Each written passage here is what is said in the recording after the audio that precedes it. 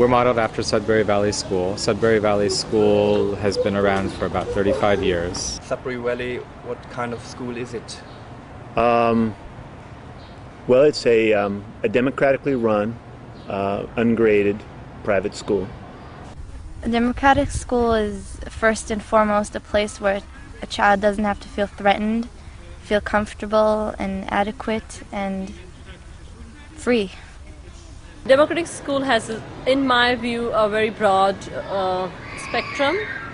Democracy at various levels, and right from deciding whether you want to attend a class to deciding who's going to teach you, whether you're going to learn anything, and whether all the decisions of your life you make, that's also democracy, or just some you make, it's democracy. And there are various schools which practice this democracy at various levels.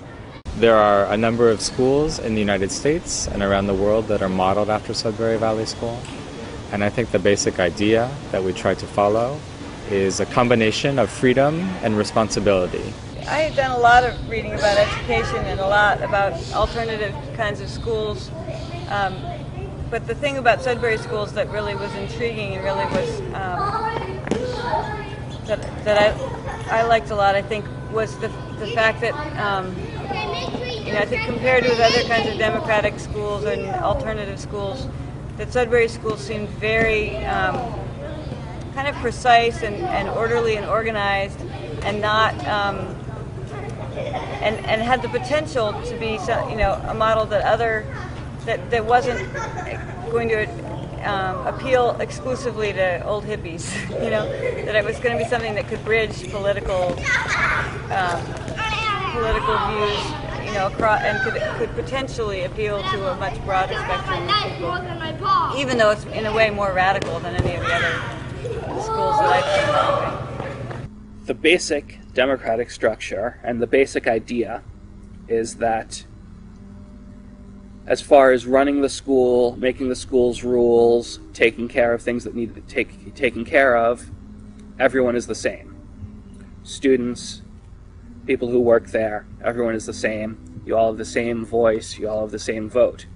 All of the students who go to our school have a lot of freedom to do things that they're interested in doing and study things that they're interested in studying. There is no set curriculum that they are required to follow or to complete. So the students every day have the freedom to do things that they want to do at the school. People do what they enjoy. There's not, I'm sure people know that there's no curriculum, but there's also not a feeling that you have to construct sort of your own personal curriculum. It's just sort of what you want to do, what you enjoy, what you feel like doing. But along with that freedom comes a responsibility, that the children are responsible for their behavior at the school, that they're not just going to run around and make trouble and make things difficult for the other students who go to the school. The kids are free